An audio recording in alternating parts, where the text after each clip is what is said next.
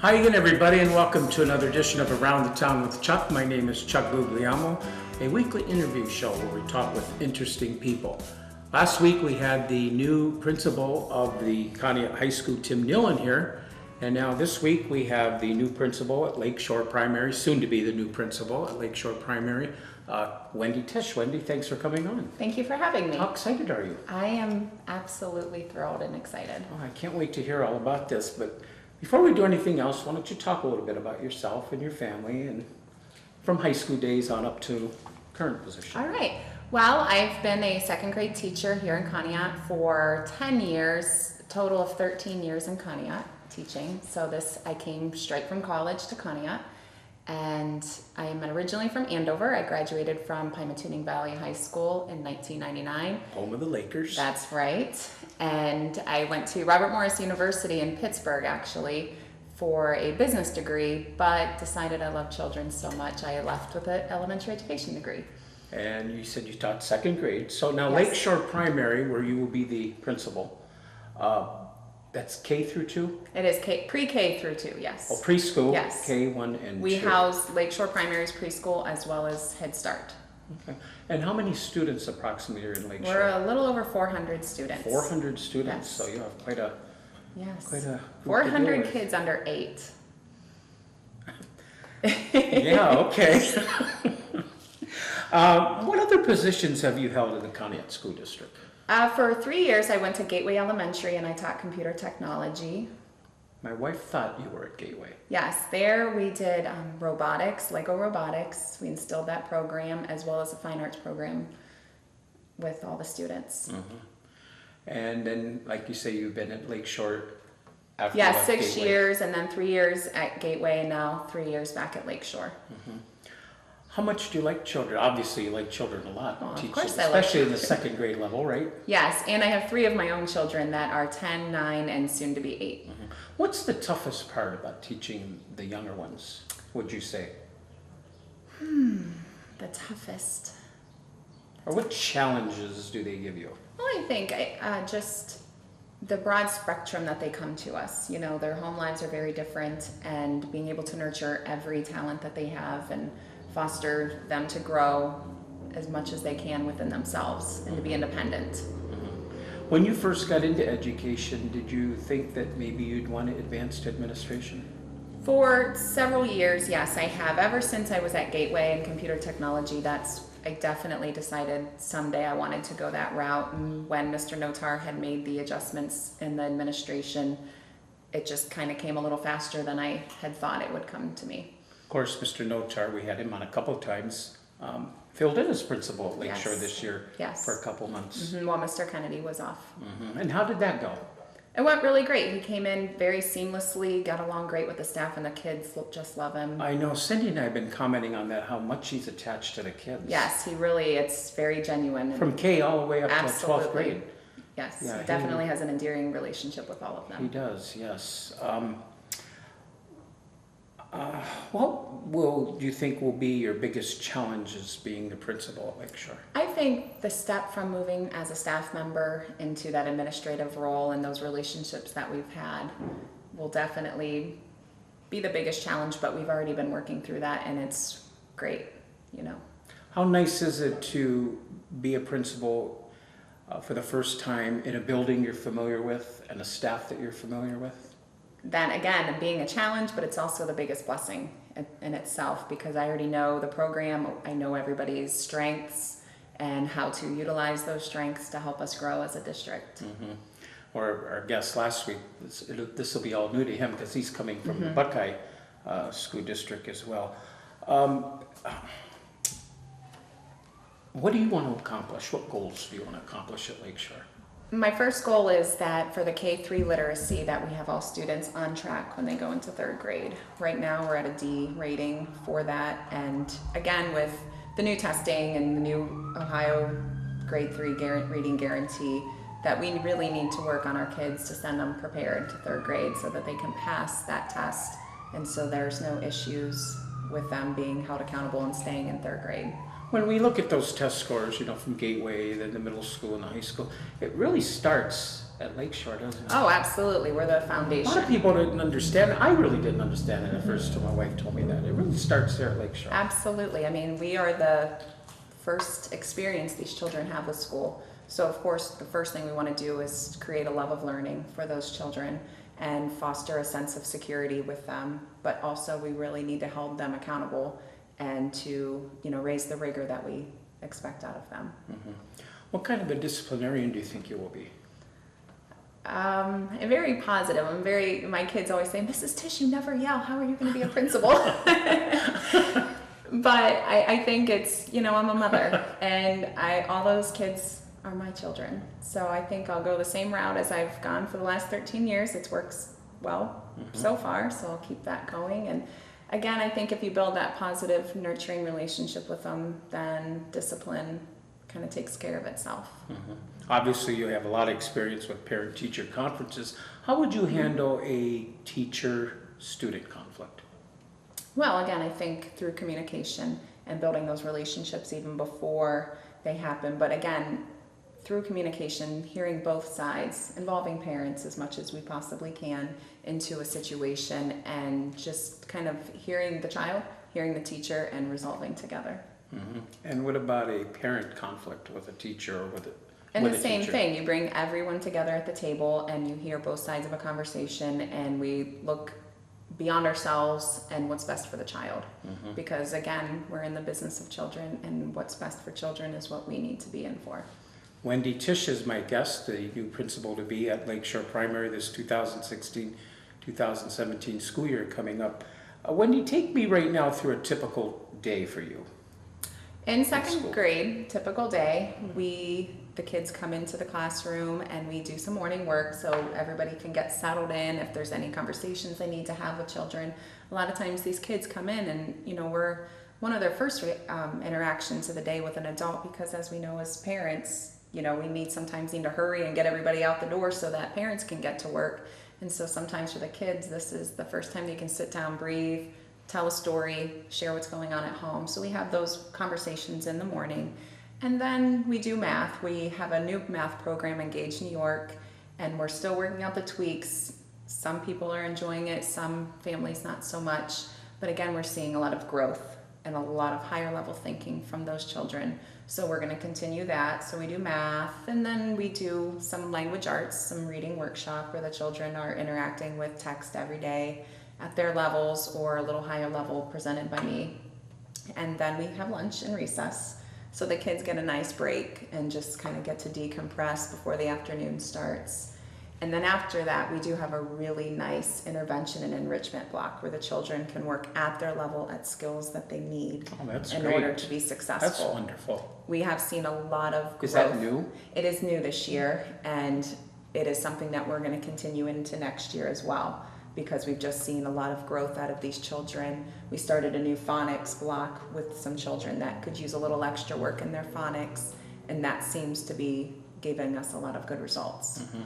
And then again, we're very literacy based at Lakeshore, and then we get into science and social studies in the afternoon, where it is also very literacy based as well with the children. So you have, the kids you have you all day? Do they have another teacher for like music? They go to music, they go to arts? special. 5 days a week, we have 5 specials. We have computers, phys ed, music, art, and library that they go to once a week for an hour right now. The schedule will change a little bit next year. We're gonna try a new route with our schedule and a new little program that we've learned about through a grant that I've been going to through some classes called SPDIG, and a different route where the children are actually with their teacher a lot more than they are now, no pulling out of any sorts.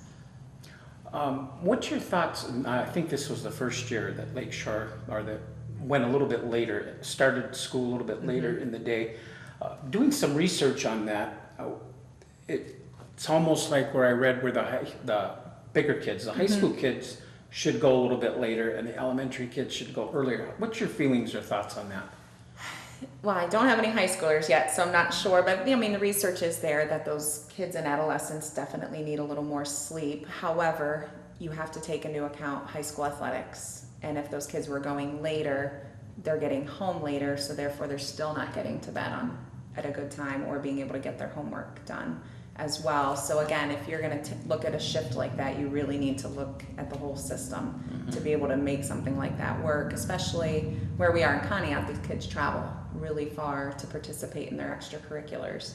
Next year, Lakeshore is starting earlier than Gateway even, so How much earlier? just about the start time this year, the kids, the late bell for them is 9:05. It's just 8:55, just about a 15-minute, 10-minute shift. So will all the buildings change starting times? There's a little bit of a shift, yes. There will be a letter coming home with report cards this year that explains all the time changes in the building because of busing. We're actually adding a little more busing so that the pre-K through 5 kids are actually only with those kids, not with any junior high kids, which is really nice because I know that's been an issue for some families.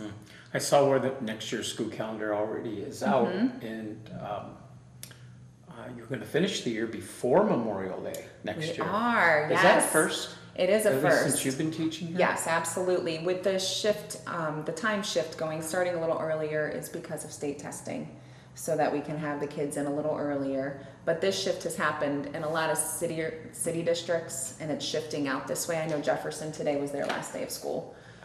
So we actually are a little later in the county even. So next year we're kind of working closer together with all the other county schools to be on the same schedule.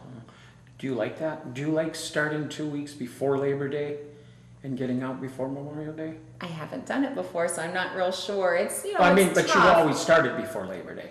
I mean, back in my day, we always started after Labor Day. Yeah, so I guess starting before Labor Day is no big deal because that's always been, but to be out before Memorial Day will be a new, but it's always a week right after, so I don't think we'll feel too big of a fact of it. So the reason for getting out before Memorial Day is the Christmas and Easter breaks a little bit different as well? I think it depends on the way the calendar falls. I do not believe we have a full 2 weeks this Christmas just because it depends on the day that Christmas falls. I think they're both on Sunday this year. Yeah, so you get a couple days after and you kind of go through the midweek on that. Grade levels now, you said you have preschool, kindergarten, first, second. How many second grade?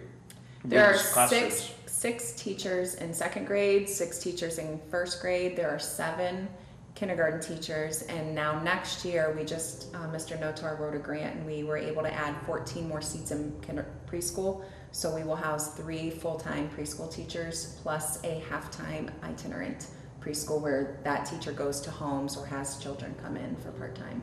Having not been in that building for quite a few years, are they each in a certain section in the building? All kindergartens one area, first grades one area? Yes, if you would kind of look at an aerial view of Lakeshore, it looks like an X where we have second grade in one wing, first grade in another wing, kindergarten in another wing, and then we have the cafeteria and music room and such in another wing.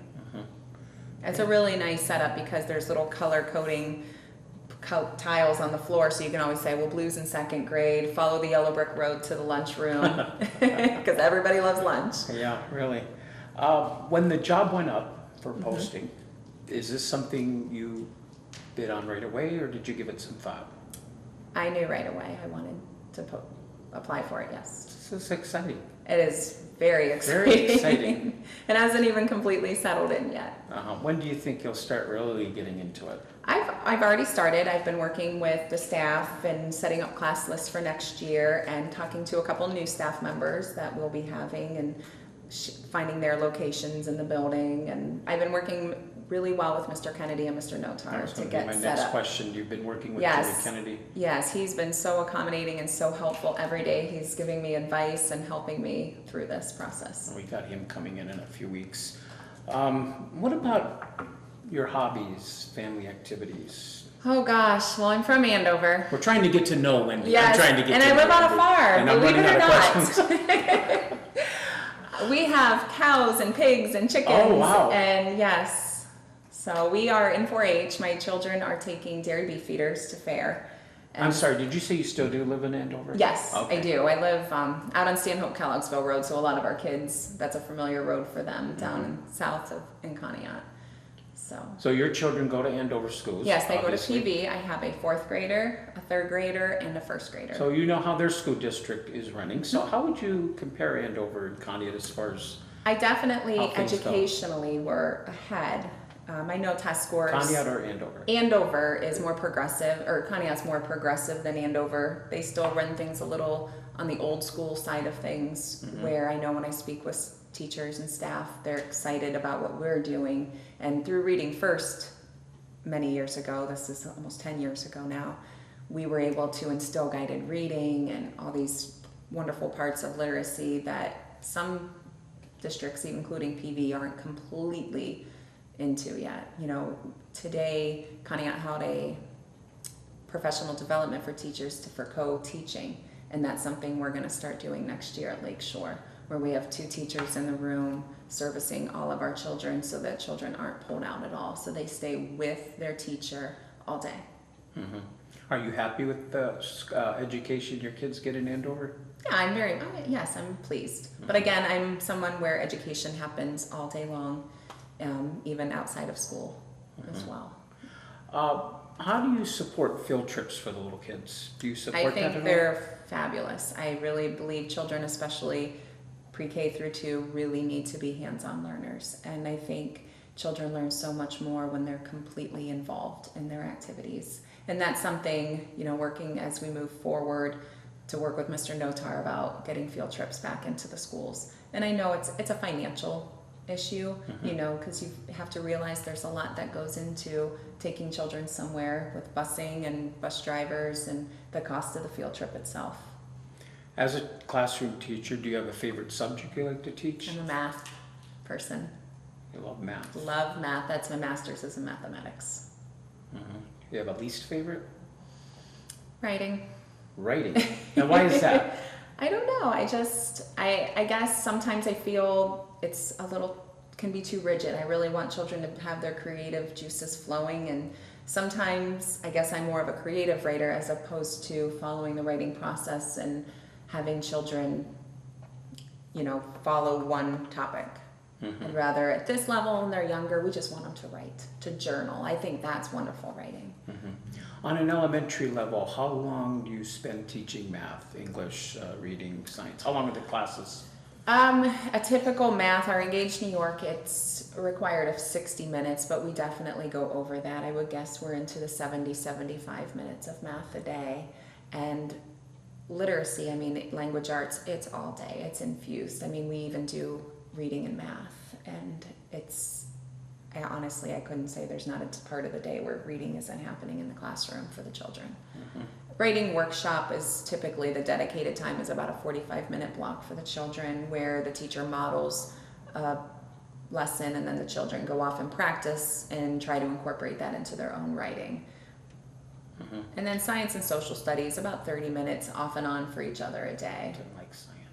I'm not a science Well, the kids person. at our level love it. Very hands-on. We just hatched chicks in our classrooms in 2nd grade. So the children we incubated the eggs in the classroom. They came from my farm and then another farm from Mrs. Distel's near her house. And we incubated the eggs, so the children went through the process of watching the development inside the egg. We had a PowerPoint presentation where the children could see what's going on inside of the egg and the development. And then at day 21, when the chicks are hatching, you can hear them cheeping inside the egg, and the kids get to watch the process of the egg hatching, and just, you know, a lot of life lessons there, because some of the chicks don't survive, and, you know, a lesson that they do learn that where there's life, there is death. And Mrs. Laugan's class had a little funeral for some of their chicks, so it was really a really nice healing process even for the children, and sometimes that helps to carry on into human life as well. You mentioned Mrs. Logan, her husband just got a job with me. Very nice man. Yes, he Very is. nice man. Classroom enrollment, how many students do you have?